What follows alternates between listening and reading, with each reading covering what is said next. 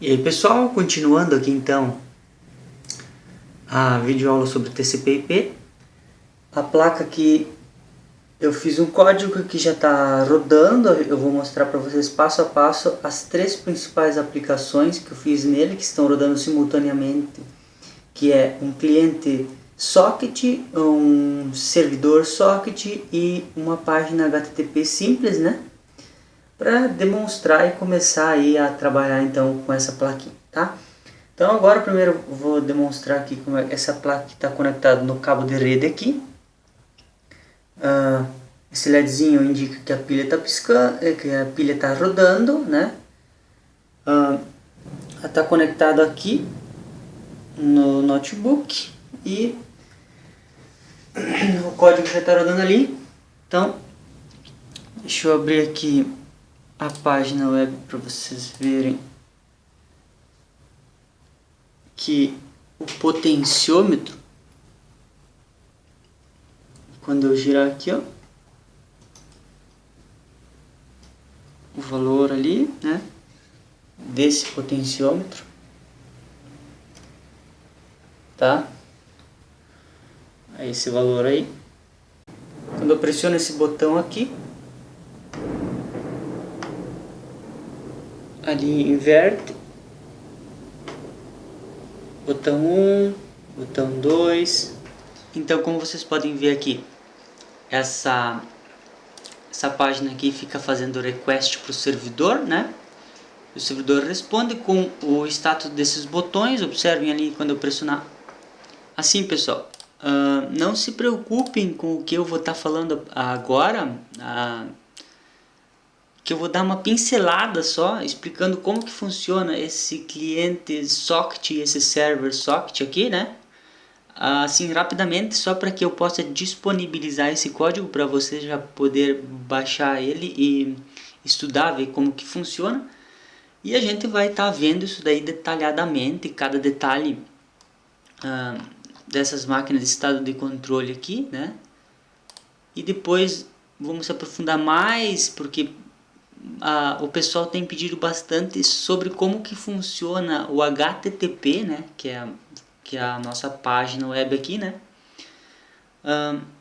Então, o servidor socket e cliente socket aí, a gente vai trabalhar com ele também, mas o foco principal que o pessoal tem pedido mais é sobre a página web em si mesmo, né? Como que acontece esses requests aqui, né? Como que a página fica fazendo request lá para o servidor, como que ele responde, qual que é o processo que acontece, né? E agora eu vou só dar uma ideia de como que funciona o cliente e o servidor socket, e depois daí nas próximas videoaulas aí a gente vai continuar então vendo detalhadamente cada arquivo de configuração aqui, esse TCP/IP config, o HTTPrint, que são os arquivos, né? Esse custom HTTP, né, que vai ficar o tratamento dos dados da tua aplicação HTTP, e todos esses arquivos aí da nossa pilha, aí a gente vai ir vendo detalhadamente com calma aí, né? Então beleza, aqui é a aplicação onde que esse daqui se conecta com o PIC, e esse daqui é o servidor, né? Que eu tenho uma aplicação cliente e servidor. Essa daqui, essa abinha se conecta com o PIC, né? Que é o seguinte: se eu mandar qualquer coisa aqui, qualquer palavra para lá, ele vai me responder não, que depois a gente vai ver no código como é feito isso daí. Se eu mandar especificamente oi e 00, né, para dar o barra 0, né, da string lá, aí ele me retorna sim, tá ok? É um exemplo bem básico assim, para vocês que estão começando a pegar mais fácil, entender qual que é o processo das máquinas de estado que controlam isso, né? Porque enquanto eu estou fazendo isso daqui, ó, ele está me respondendo sim, e ali o potenciômetro continua ali, ó, continua recebendo os valores. Então está tudo rodando simultaneamente, né? E a outra aplicação aqui também, que é o Listener, né, que esse daqui agora é o servidor. Se eu pressionar aqui no botão 1 e esperar por um segundo, observem, aí a placa envia uma informação aqui para o servidor, né, com essa string aqui, ó, e aí server, né, e a gente vai ver isso aí agora detalhadamente como que acontece esse processo, beleza? Então aqui está o código.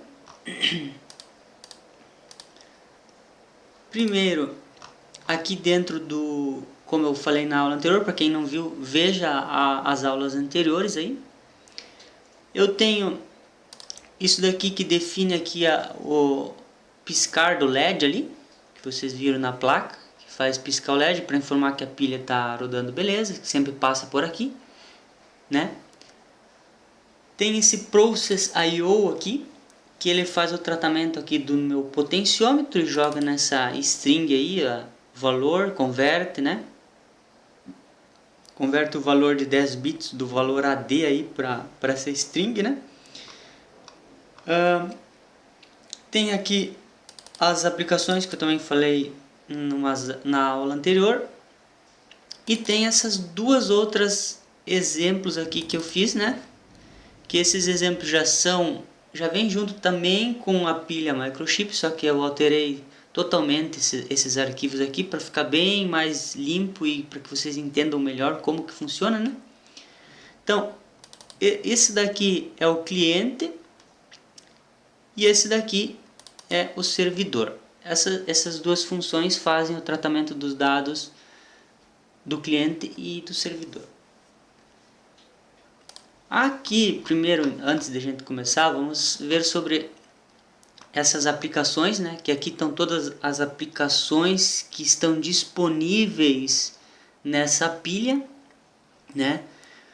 Se você comentar uma dessas linhas de código, vai parar de funcionar o que você definir aí, né? No caso aqui, o FTP, essas coisas eu tenho tudo desabilitado. DHCP, SSL Server. Eu só tenho habilitado aqui o ICMP, que é para o nosso ping, né? Se eu pingar para a placa aqui, ó, 92.125.240, que é o IP da placa, né? Ela responde.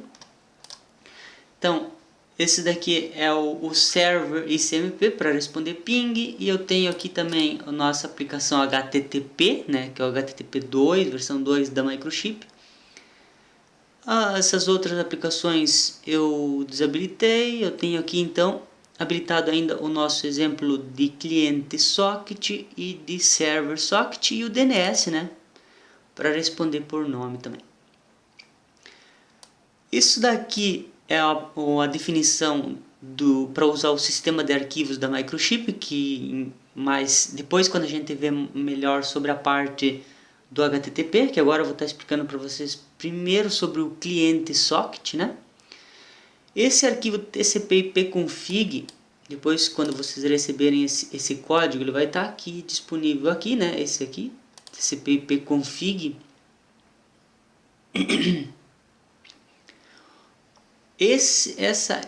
Essa definição aqui define que você vai usar o sistema de arquivos da Microchip, que depois quando a gente vê de HTTP eu vou falar como que isso daqui funciona. Isso daqui é quantos arquivos podem estarem abertos ao mesmo tempo. O nome, aqui tem o nome da placa, né, o hostname, tem o MAC que você vai definir para a tua placa, tem o IP da tua placa, que no meu caso é o 92.125.240, o gateway e essas configurações de rede que você pode ver nas aulas anteriores. Se você não sabe muito sobre isso também, há 2 ou 3 aulas atrás eu fiz uma falando sobre isso. Esse daqui é o IP do meu notebook aqui da máquina, né, onde que o PIC vai se conectar, tá? Então o nome do servidor, o IP do servidor, né, que é o 239. Essa daqui é a porta do servidor, né, também, onde que o PIC vai se conectar, que no caso é essa porta aqui, ó, né. Essa daqui é a porta onde o cliente vai se conectar no PIC, porque o PIC é servidor, então essa aplicação aqui, que é o connection aqui, se conecta na porta 3000 com o PIC. E outras informações aqui para baixo, como definição de buffer, aqui, ó, os buffer para cada uma das aplicações, né? Eu defini DTX e DRX 30 bytes para a aplicação do cliente e do servidor. Tem aqui 150 bytes para a aplicação do HTTP e um default aqui, se você não usar, ele vai definir 200 bytes para cada uma das aplicações, tá? Isso daqui a gente vai vendo com calma. Por agora não precisa se preocupar muito com cada coisa disso aqui, que a gente vai ver com calma no decorrer dessas videoaulas, tá? Então vamos aqui para essa função que é o meu cliente socket TCP, que está sendo chamada aqui no main, né? Essa função aqui, ó. O que ela faz? Só tem essa função aqui dentro desse arquivo, que é o client socket.c. E eu tenho aqui o meu client socket.h também, que só tem a definição, né, para um protótipo de função para aquela função ali.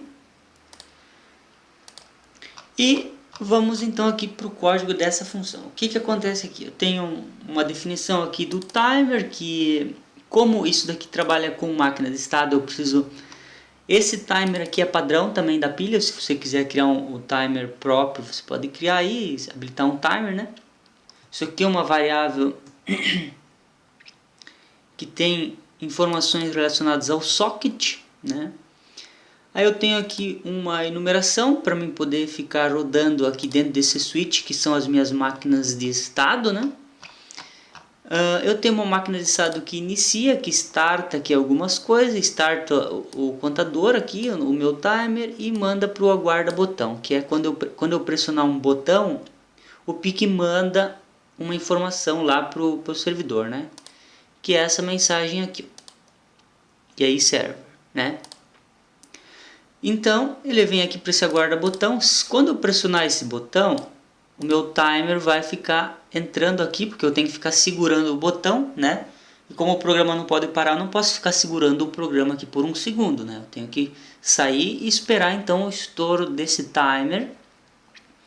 E aqui esse break te joga de volta e você fica rodando a aplicação, né? Normal, não para ela. E daí quando deu o tempo de 1 segundo, que é o tick de 1 segundo, eu entro aqui e chamo a máquina de estado conecta, que é para mim se conectar com o meu servidor. Então, depois a gente vai ver com detalhe também sobre as funções do TCP, né? Esse TCP Open aqui, que faz a conexão lá usando aquele name server que está aqui, ó.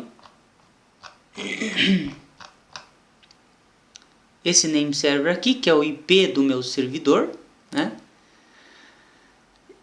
A porta e essas outras definições aqui eu vou mostrar mais para frente, aí, quando a gente estiver trabalhando com HTTP também. Por agora é só um resumo de como é que funciona essa máquina de estado aqui que faz a conexão, né?